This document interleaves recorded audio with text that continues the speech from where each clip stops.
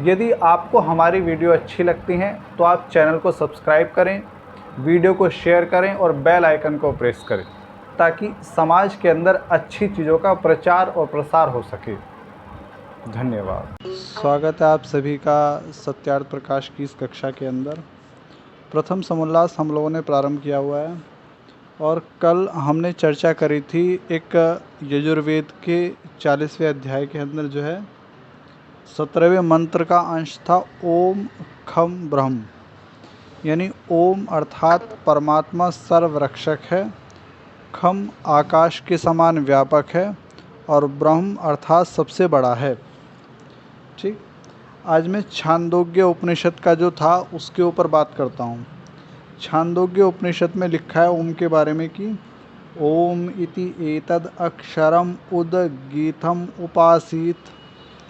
इसका अर्थ ऋषि दयानंद करते हैं कि ओम जिसका नाम है जो कभी नष्ट नहीं होता।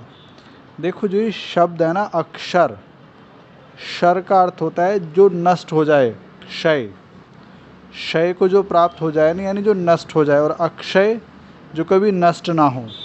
तो परमात्मा क्या है? अक्षर जिसका कभी विनाश नहीं होता। तो लिखते हैं कि ओम जिसका नाम है जो कभी नष्ट नहीं होता उसी की उपासना करने योग्य है, अन्य की नहीं। यानी जीवन में यदि उपासना करनी है तो परमात्मा की, और वो परमात्मा कैसा है? जो कभी नष्ट नहीं होता। यानी परमात्मा की एक पहचान बता दी गई कि परमात्मा कभी नष्ट नहीं होता। यानी इस संसार में जो भी नष्ट होने वाले हैं ना, समझ लेना वो उपासना के योग्य नहीं है। वो सब के सब जो हैं उपासना करने योग्य नहीं है, जो भी यहाँ नष्ट होने वाले हैं।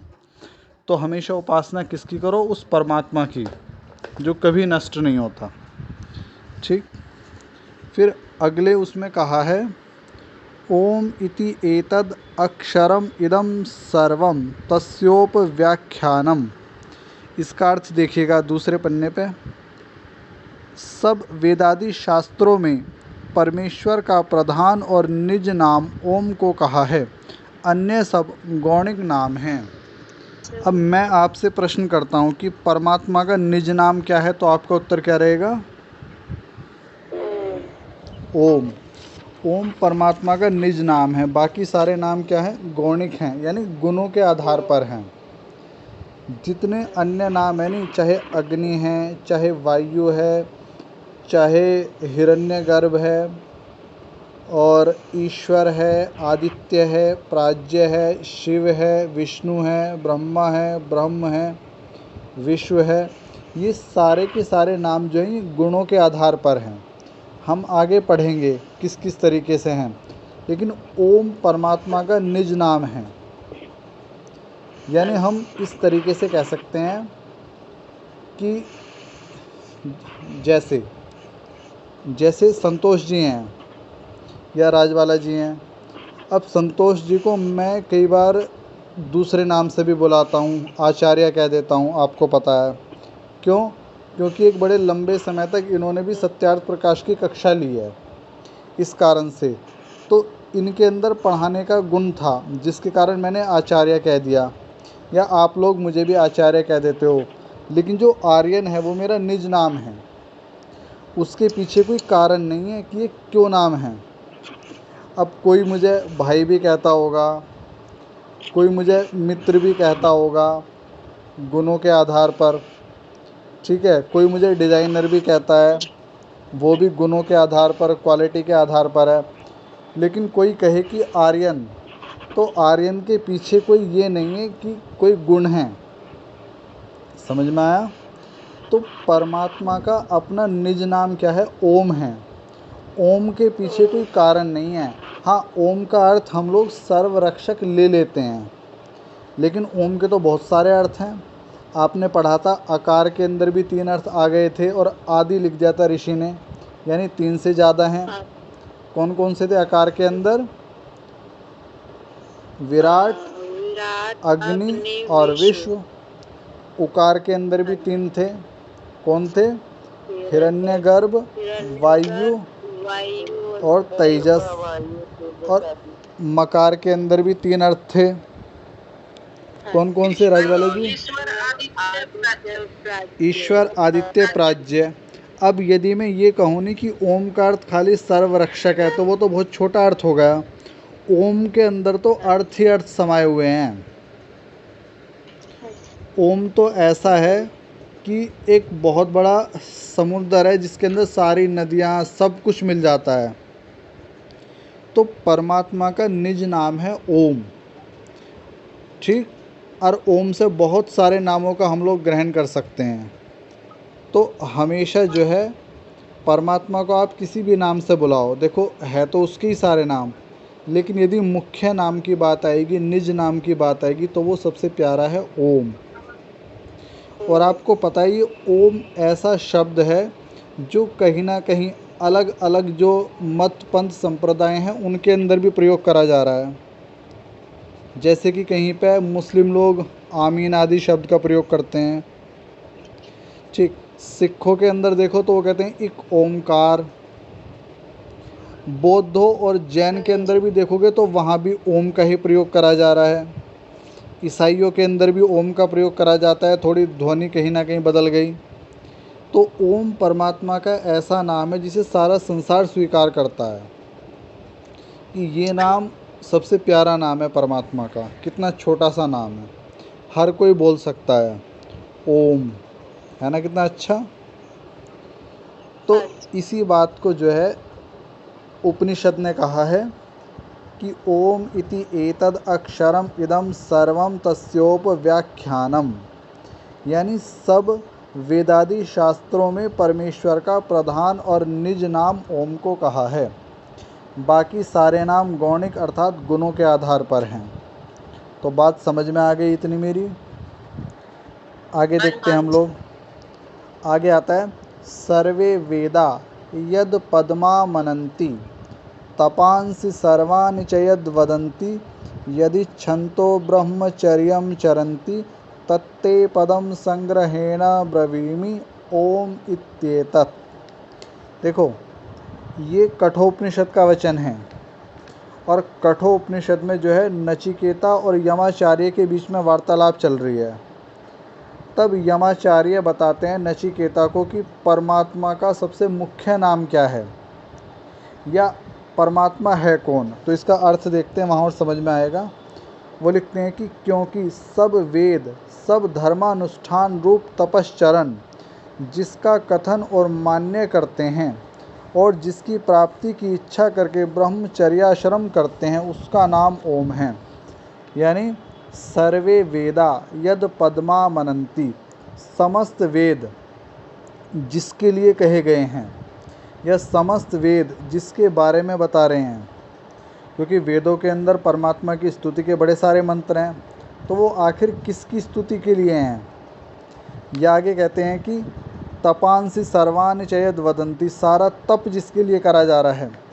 अभी मैंने पढ़ाया था श्वेतास्वर उपनिषद का मंत्र, वहाँ परमात्मा की प्राप्ति का साधन क्या था? सत्य नैनम तपसा योनुपश्यति, सत्य और तप के द्वारा परमात्मा की प्राप्ति करी जा सकती है। तो ये सारा जो तप करा जा रहा है, सत्य बोलने का तप है, ब्रह्मचर्य का तप है, शास्त्रों के अध्ययन का तप है, ठीक, भजन का तप है, संध्या का तप है, यज्ञ का तप है, ये सारा किसके लिए करा जा रहा है। आगे यमाचार्य कहते हैं कि ब्रह्मचर्य आदि जिसके लिए करा जा रहा है, शास्त्रों का अध्ययन करा जा रहा है, सब कुछ जिसके लिए करा जा रहा है, उसे मैं तुझे संक्षेप में कहता हूँ। वो कहते हैं वो है ओम।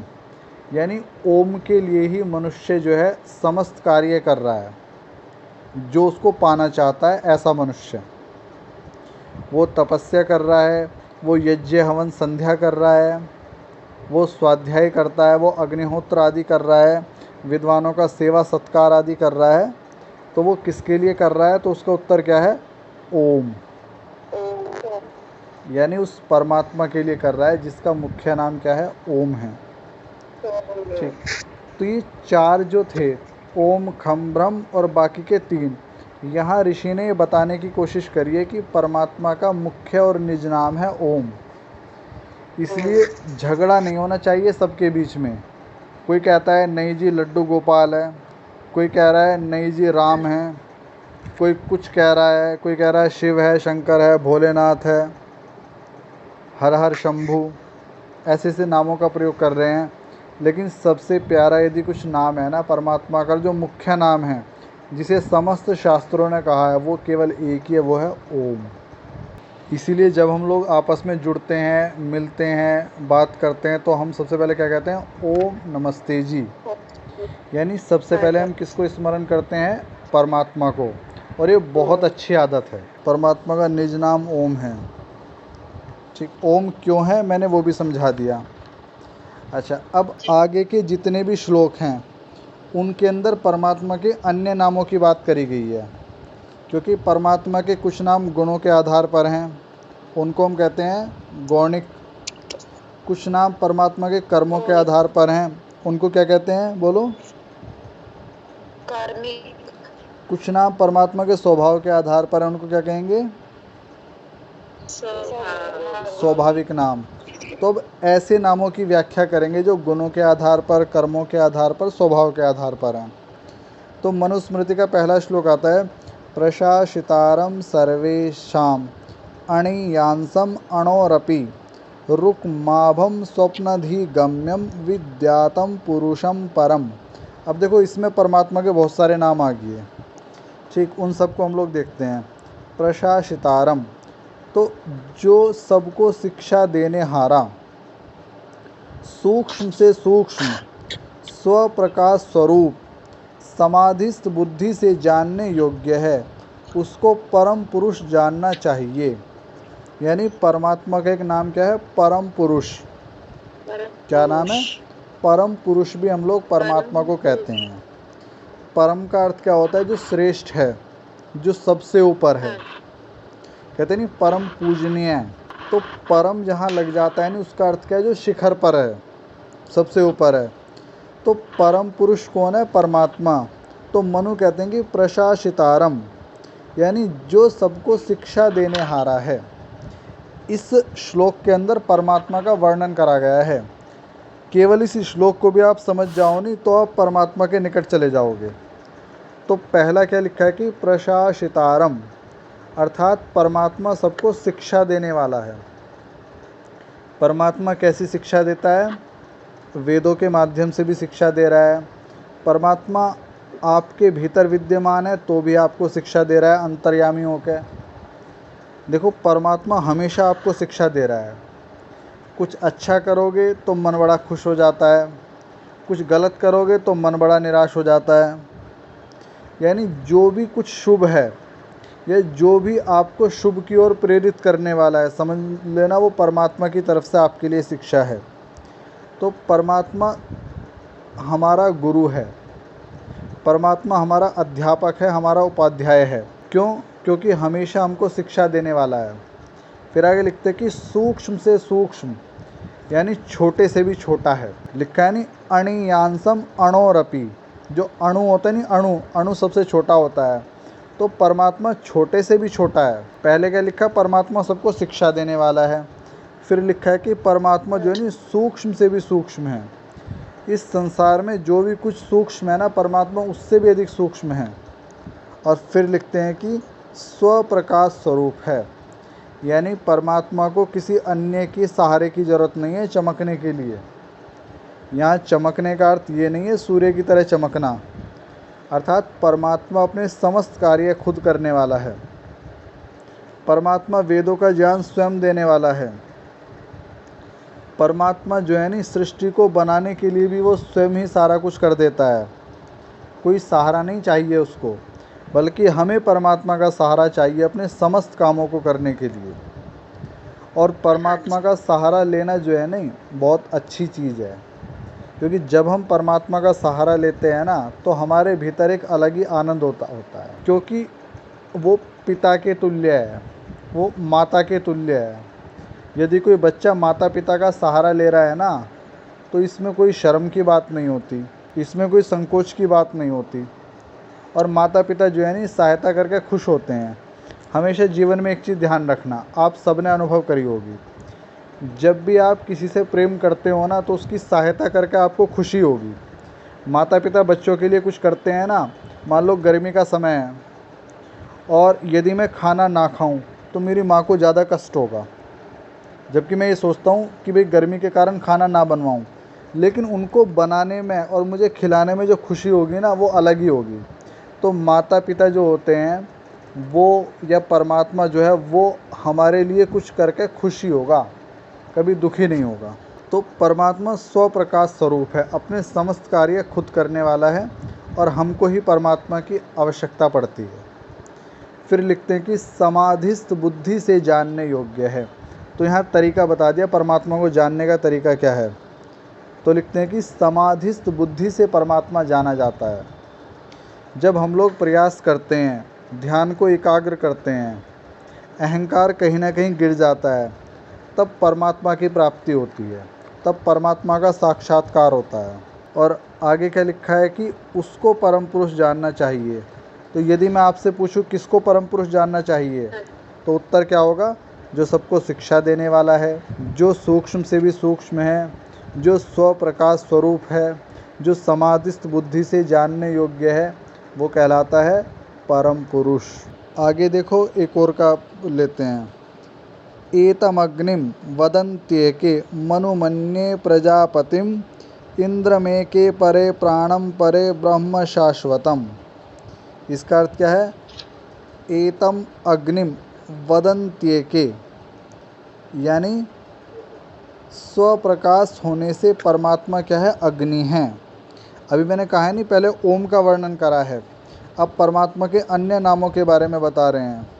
तो परमात्मा का एक नाम है अग्नि, पढ़ते हो ना, अग्निमीडे पुरोहितम, पहले ही मंत्र आता है। तो अग्नि आखिर क्यों कहा है उसको? तो उसका कारण क्या है? स्वप्रकाश होने से। अभी मैंने समझाया है कि परमात्मा को किसी अन्य की आवश्यकता नहीं है अपने कार्यों को करने के लिए, संसार की रचना के लिए, इसीलिए उसको कहते हैं स्वप्रकाश स्वरूप, अपने आप से है वो। कोई कहे परमात्मा की माता कौन है, परमात्मा के पिता कौन है, तो ये प्रश्न परमात्मा के संबंध में बेकार हैं, क्योंकि परमात्मा को अपने आप से है परमात्मा, इसलिए उसको कहा है स्वप्रकाश। और स्वप्रकाश होने से परमात्मा क्या है? अग्नि है। आगे लिखा है कि विज्ञान स्वरूप होने से मनु, परमात्मा का नाम मनु भी है। अब आपसे पूछे कोई मनु क्यों कहते हैं, तो मनु के पीछे का कारण क्या है? कि वो विज्ञान स्वरूप है, यानी विशिष्ट ज्ञान है उसके अंदर। अब सृष्टि को ऐसी थोड़ी ना बना दिया जा सकता है। अब हम लोग भोजन करते हैं, वो जो भोजन है वो कहीं ना कहीं हमारे शरीर को ऊर्जा देता है। वैज्ञानिकों ने खूब कोशिश कर ली रोटी से ऊर्जा बनाने की, लेकिन कभी नहीं बना पाए रोटी से ऊर्जा। लेकिन देखो परमात्मा ने ऐसी व्यवस्था करी है कि हम लोग भोजन करते हैं और उससे हमारे शरीर को ऊर्जा मिलती है। परमात्मा ने कितनी व्यवस्था करी है, शरीर के अंदर इतनी सारी नस नाड़ियाँ हैं, इतने सारे रक्त के प्रबंध उसने करे हैं। भाई देखो हमारा हार्ट जो है उसके अंदर रक्त पंप हो रहा है, हमारा लीवर है, किडनियाँ हैं, कितना मतलब सोच समझ के उसने सारी चीज़ें बनाई हैं। आप विचार करके देखो, एक छोटा सा बीज होता है जिससे कितना बड़ा वृक्ष बन जाता है। तो यदि आप विचार करोगे ना, अपने आप को भी आप देखोगे तो आपको लगेगा कि हाँ परमात्मा के पास एक विशिष्ट ज्ञान है। देखो हमारा हाथ है, हमारा कंधे वाला हाथ है, हमारी कोनी है, हमारी कोनी केवल आगे पीछे हो सकती है, मतलब हम इसको ऊपर नीचे कर सकते हैं, इसको घुमा नहीं सकते। कंधे को हम घुमा सकते हैं। सोच के देखो, ये जो कंधे वाला जोड़ है कोने में हो जाता तो हाथ किस तरह घूमता, ये कंधे वाला जोड़ पीछे हो जाता फिर क्या होता। तो उस परमात्मा ने एक एक जोड़ बड़े विचार पूर्वक लगाया है। सारी चीज़ें इतनी व्यवस्था से उसने करी हैं, बहुत व्यवस्था है उसके कार्यों में। सूर्य के प्रकाश से जो है पौधे अपना भोजन बनाते हैं, उन पौधों को जो है शाकाहारी जीव खाते हैं, उन शाकाहारी जीवों को मांसाहारी जीव खाते हैं। तो देखो कैसे एक श्रृंखला बनी हुई है भोजन की भी। तो कितना आगे की सोच के उसने सारी चीज़ें बनाई हैं। समुद्र के अंदर से जल भाप बन के आकाश में चला जाता है, वही जल बरसात के द्वारा सारी जगह शुद्ध होकर बरसता है। समुद्र के जल का हम उपयोग नहीं कर सकते, लेकिन बरसात का जल सबसे अधिक शुद्ध होता है। तो वो भी परमात्मा की व्यवस्था है। देखो क्या फ़िल्टर है। कितनी बढ़िया तरीके से उसने कार्य करा है। सभी प्रकार के मौसम उसने बनाए हैं। हम लोग शिकायत कर देते हैं ज़्यादा गर्मी हो रही है, ज़्यादा सर्दी हो रही है, लेकिन सारी चीज़ें बड़े विचारपूर्वक हैं। हाँ, मनुष्य कहीं ना कहीं जो है हस्तक्षेप कर रहा है आजकल, जिसके कारण व्यवस्थाएं बिगड़ रही हैं। अभी पीछे इतनी अधिक बरसात हुई है, बहुत ज़्यादा, जिसकी ज़रूरत भी नहीं थी। तो ये मनुष्य का हस्तक्षेप है ये। ठीक। तो परमात्मा क्या है? मनु अर्थात विज्ञान स्वरूप है, विशिष्ट ज्ञान वाला है, बहुत आगे की सोच के जिसने सब कुछ करा है। और फिर लिखते हैं कि और सबका पालन करने से प्रजापति, परमात्मा को प्रजापति कहते हैं।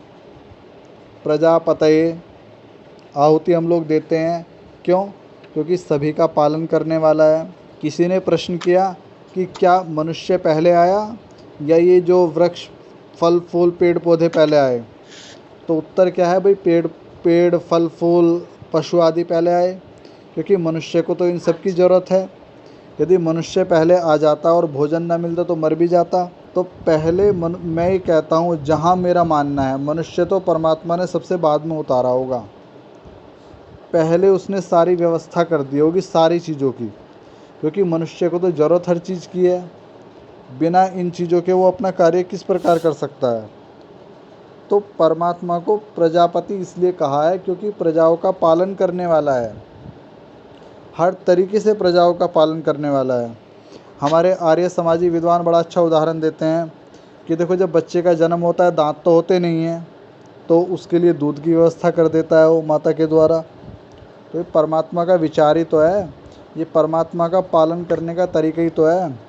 और तो आप छोड़ दीजिएगा, गर्भ के अंदर बच्चा होता है, भाई गर्भ के अंदर बच्चा 0 से लेकर 9 महीने का होता है, तो उसका पोषण कहाँ से हो रहा है? तो सारी व्यवस्था भी तो परमात्मा अंदर ही अंदर चला रहा है, भीतर ही भीतर कर रहा है। तो परमात्मा से बड़ा देखो पालन करने वाला दूसरा कोई हो ही नहीं सकता। इसलिए हम कहते हैं प्रजापति, यानी अपनी समस्त प्रजाओं का पालन करने वाला। बात समझ में आ गई? तो पालन करने से उसको कहते हैं प्रजापति। आगे क्या है? परम ऐश्वर्यवान होने से इंद्र। परमात्मा के जितना ऐश्वर्य भी किसी के पास नहीं है। बताओ परमात्मा के पास क्या कमी है? जो तुम्हारे पास है ना, वो सब उसका है। जिस चीज़ के ऊपर तुम लोग अहंकार यदि करते हो, यदि कोई करता है, तो विचार करना वो सब परमात्मा के द्वारा दी हुई तो है। मनुष्य के अंदर क्या सामर्थ्य है? कुछ भी नहीं है। मनुष्य तो परमात्मा की बनाई हुई सृष्टि का उपयोग करके चीज़ें बना रहा है। यदि किसी ने बड़ा सुंदर मकान बना लिया और मान लो परमात्मा वो मिट्टी ही ना बनाता, वो पत्थर ही ना बनाता, तो किस तरीके से मकानों का निर्माण करा जा सकता है? तो जब तुम गहराई में जाओगे ना, तो तुम्हें समझ में आ जाएगा कि परमात्मा के जितना ऐश्वर्य किसी के पास नहीं है। जो सब तुम्हारे पास है नहीं, वो सब भी परमात्मा का ही है। कोई लोग कहता है मेरे पास इतना सोना है, मेरे पास इतनी चांदी है। भाई वो सोना चांदी बनी कैसे है आखिर? वो उसके पीछे जो भी प्रोसेस है, लेकिन अंत में आप जाओगे ना, तो आपको परमात्मा दिखाई देगा कि परमात्मा की व्यवस्था के द्वारा ही प्रकृति के अंदर परिवर्तन होकर वो सारी चीज़ें बनी हैं। क्योंकि अपने आप तो कुछ बनता नहीं है संसार में। संसार में आप कुछ भी देखो, आप एक मोबाइल देखो तो मोबाइल का बनाने वाला भी कोई है, घड़ी का बनाने वाला भी कोई है, घड़े का भी बनाने वाला कोई है। तो इस व्यवस्थित संसार को बनाने वाला कोई भी नहीं होगा। तो परमात्मा जो है, उसने इस सारी चीज़ों को बनाया है। तो इस सारी चीज़ें उस परमात्मा की ही तो हैं, उसने तो हमको दया करके दी हुई हैं। आगे लिखते हैं कि सबका जीवन मूल होने से प्राण। भाई सबके प्राणों का आधार है। जब प्राण संकट में पड़ते हैं ना, तो परमात्मा याद आता है और क्या कहते हैं? हे भगवान इस बार बचा ले। होता है नहीं होता? आप सबके साथ में भी हुआ होगा। तो परमात्मा तो देखो सबसे प्यारा है, ठीक नहीं है? और हमेशा रक्षा करता है। आगे लिखते कि निरंतर व्यापक होने से परमेश्वर का नाम ब्रह्म है। देखो परमात्मा से ज़्यादा व्यापक तो कोई है नहीं, निरंतर व्यापक है, यानी हमेशा ऐसे का ऐसे ही व्यापक है। तो इस कारण से परमात्मा को हम लोग कहते हैं ब्रह्म। तो आज के पाठ में मैंने आपको पढ़ाया कि परमात्मा का मुख्य नाम ओम है, बाकी सारे नाम गुणों के आधार पर हैं। और ये सारे जो तप संध्या हवन आदि सब किया जा रहा है, सब उस ओम परमात्मा के लिए करा जा रहा है। दूसरा, परमात्मा के बहुत सारे नाम हैं, ठीक है, इनको पढ़ के आना है। पाठ इतने रखेंगे आज ये।